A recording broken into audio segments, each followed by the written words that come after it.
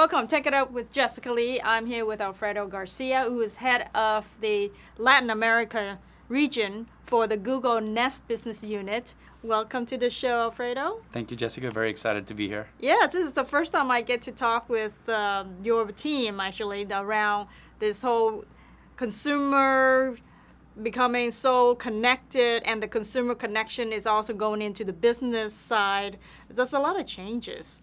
Yeah. And Google is playing a big part of that. Yeah, for sure. We're very excited about the connected home space. So I think it's worth maybe sort of explaining a little bit about Nest, what it means within Google.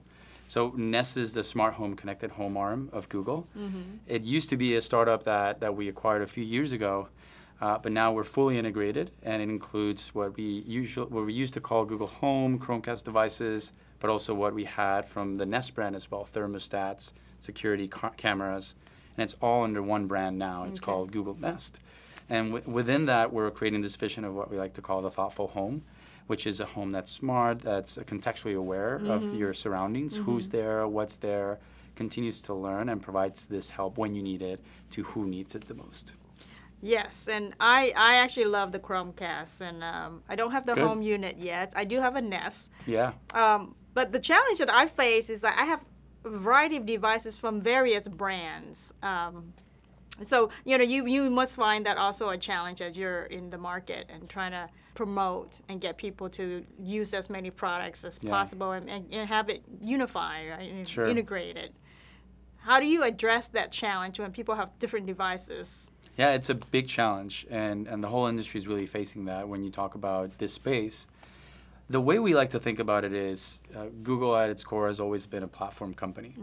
And that's the way we approach the product development piece. So when we think about the assistant, right, and our devices that have the assistant in it, we really see that there's at the core of it a platform that extends to an ecosystem of partners. And so you may have today an assistant device that's your Google Home Mini, for example, but that Google Home Mini may connect to many other devices that are launched and managed by other partners. So you have light bulbs from multiple devices, multiple device manufacturers. You have plugs, you have TVs, you name it. So you have thousands of brands that have already integrated in these devices. Right. So what we do is we do the hard work to really develop this platform that has the right hooks so others can then plug in too. And we work with the ecosystem to make sure that we're addressing their challenges, we're addressing the needs, but also understand from the consumer standpoint, are we really bringing the right products that they want into this? And so that's really how we address it. We see our products as being sort of a starting point for you to really manage your smart home, right? There's also the Nest Hub that we launched recently, which is a display device that you can actually control your smart home, control your smart locks, you can control your thermostat, but it doesn't have to be only made by Google products. It could be also our partners, which are really important. Oh, so it's just open. We have and I wouldn't say completely open ecosystem.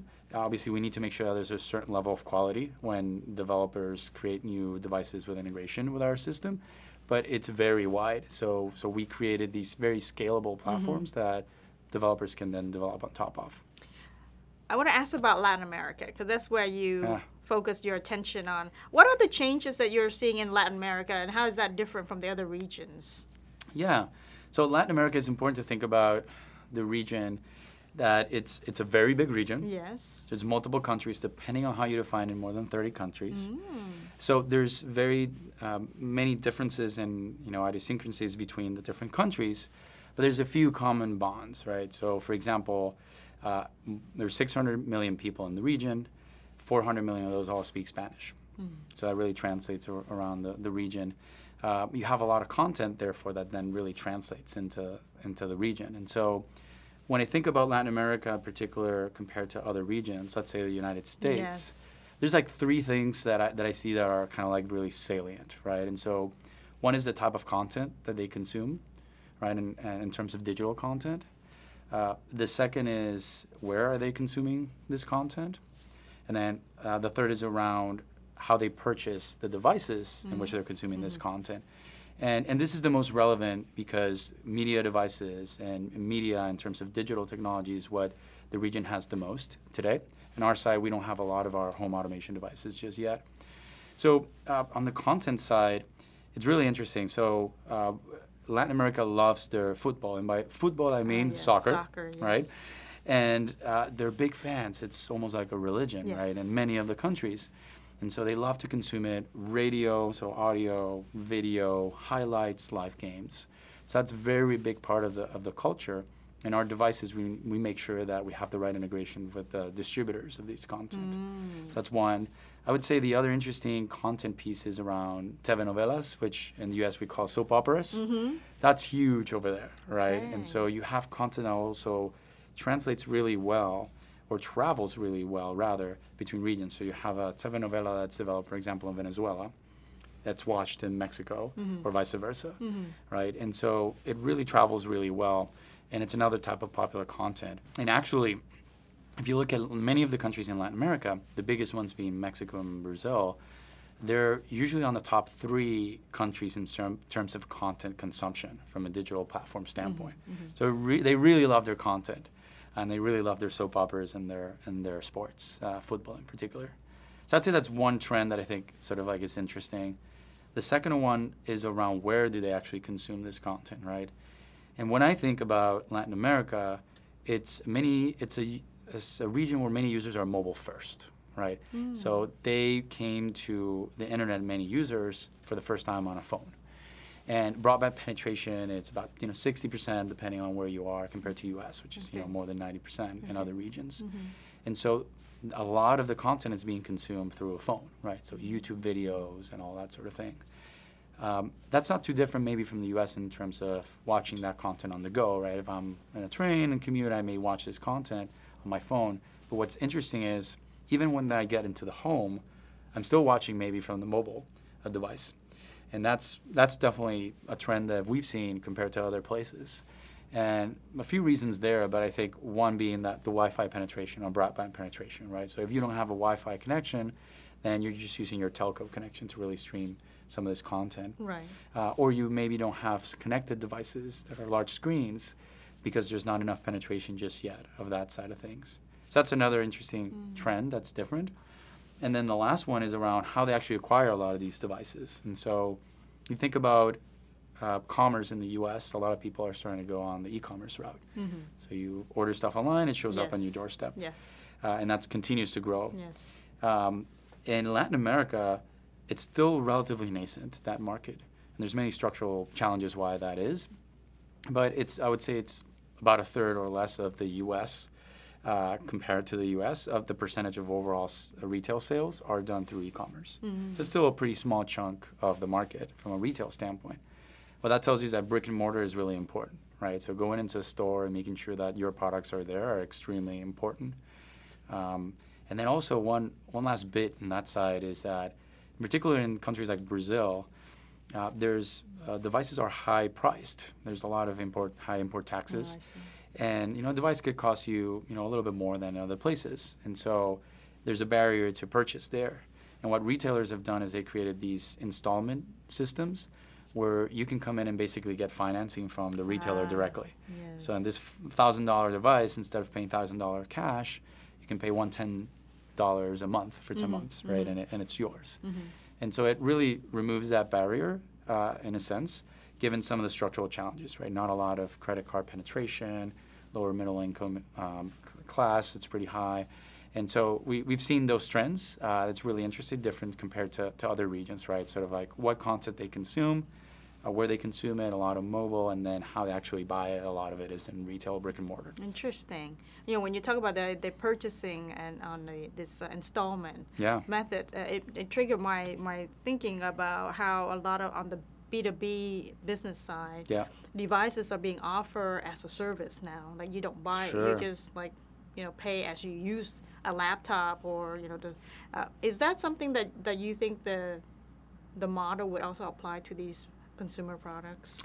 So I think certainly that's something that could be really interesting for the market. I think there's been industries within even the consumer electronics side of things, like laptops, right, that have done this model. Like, for example, Microsoft and a couple of others, right, that I'm sure you're familiar. Right. So you pay, whatever, $20 a month, $100 a month, and you get access to one user one laptop, and there's service that comes with it, maintenance, support, etc. from a provider. Yes. And I think that's definitely been successful for B2B models. Yeah. At the moment, we're really focused on the B2C, so the consumer market. Right. So there's some challenges there with doing that model there. At least in the U.S., we haven't seen a huge need at the moment necessarily. We constantly are thinking about how do we adjust our services and our products. Well, I was thinking about the security system, for example. Yeah. I don't want to deal with that. I mean, I would like to just pay a monthly service to have someone provide all of that, right? Well, so for example, are you're referring to the Nest security system Yes. in particular? Yeah. So what actually the model today is you pay for the hardware today, and there's a service that comes with it that you pay a monthly fee. Right. So the structure has some similarities Like there. semi at this point. Yeah, it's semi in that case. I'm sure there's a lot of innovation that we can definitely do to continue as we continue to expand in these different categories to really understand, is that something that our consumers want? Right. Test So it out. we're constantly testing it out and Yes. really understanding it. Well, you got my vote. I'm saying yes. Okay, let's shift the conversation. I find it very fascinating that you used to do coaching, or you still do coaching, right? I do, Career yes. coaching. I do. And I'm sure the audience would love to get some tips from you, maybe best practices on how to find that ideal job. Yeah, it's a really profound and difficult question to answer because it means many different things to different people. But the way I like to think about it is there's a few things you can do, right, from your career standpoint. And the first thing I always say is, like, you need to find what your sweet spot is. Okay. And what is the sweet spot, right? And the way to define that is when you find three elements, and think about a Venn diagram, you have three circles, and the perfect overlapping of that's your sweet spot. Okay. And so the first circle is what you're passionate, something you're really passionate about. Okay. Right? So that really drives your daily engine, right? You get up in the morning excited, right, to do something. The second circle is something you're really good at, right? So it's more around the skills side of things, right? And then the third circle is around, does that have value to others, right? And so Will someone pay for that? would someone basically pay you Okay. a salary, right? And will they continue to do for many years, right? Right. Because that's a career, right? Right, It's a journey. And so finding that sweet spot, I think it's the first step. And a lot of people are going into career and they're like, I want to be an engineer. Like, why? Well, I just want to build an engineer. My parents were engineers. I want to do that. Or I want to be, or because it's cool. Yeah. Or I want to do X, Y, Z because it's what's new. And you really have to take the time to think about and reflect. Be really mindful about, what am I truly good at? What am I truly passionate about? And is there a market there? And really find that spot and then build towards it. And you won't always have that sweet spot. I think first it takes time to find it. Second, it evolves, right? Your Yes. passion may change. Your That's skills right. may change That's and right. evolve. That's right. So you have to adjust it, right? And so I think this is the second sort of like career advice I always give is, like, always have a learning attitude, right? So again, career is a journey, not a straight path. And you're going to get hit with a bunch of obstacles. Things are going to change. Market condition is always moving around. Yes. So you need to be always with a learning mindset, growth mindset, instead of a fixed mindset, right? And so every day you're like, what did I learn today? What am I going to learn today? And some people are thinking like, oh, I'm going to get to this point and I'm done, right? And that's not how it works at all, right? So I think that's the second piece of advice. And then the last piece of advice that I normally give is always be persistent. So if you find your sweet spot, or you have your sweet spot and you have that mentality, it's sometimes going to take some time to get towards that sweet spot. And when I mentioned earlier, right, there's a lot of fluctuation in the market and the needs, etc. You're going to have obstacles. You can't get frustrated if you don't meet it, in the first year, 2 years, 3 years, 4 years. Successful CEOs, successful entrepreneurs didn't make it overnight. Yes. Right? People miss to see what's underneath the water in the glacier, all the work that happened for years, all the obstacles, trials, and tribulations you have to go through to actually get to that, the peak level you're in. And even then, you're always being challenged. Right. So, sort of recapping is really think about your sweet spot and really strive to get to your sweet spot, right? Always be learning, have a learning mindset, and then can always be persistent, because it's not about what you're doing, but about how you react to the things that happen to you. Wow, excellent. Love the tips you're sharing with us. Thank you so much, Alfredo, for being on the show, talking about Google Nest, talking about career advice here. Sure. I love it. Yeah, thank you so much. Appreciate it. Thank you for having me. And there you have it, folks. Take it up with Jessica Lee, Alfredo Garcia from Google Nest.